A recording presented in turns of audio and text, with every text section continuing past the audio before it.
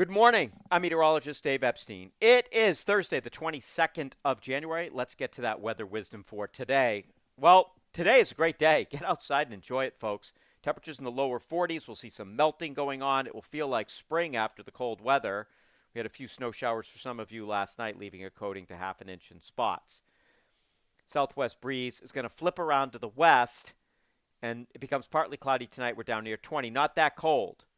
Tomorrow we're up near 30. We get up there, noon, 1 o'clock, and then we start falling back as the Arctic air works in with a northwesterly wind, and that wind means business. It's not going to be damaging wind, but you're going to notice it, and temperatures go down to the single digits Friday night. Saturday, sunshine, temperature only probably between 12 and 15 in the afternoon around Greater Boston. That's pretty cold.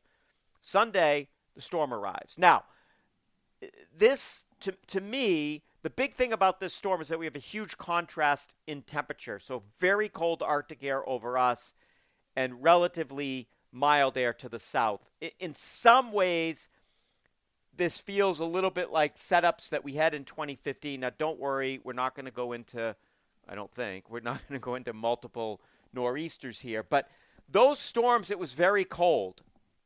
And so if you look at those storms, we had a lot of snow with not a lot of water. And those storms, yes, they piled up the snow, but it doesn't look to me like a blockbuster nor'easter with coastal flooding and, power outages and all that. We've seen those types of storms for sure, and we will see them again.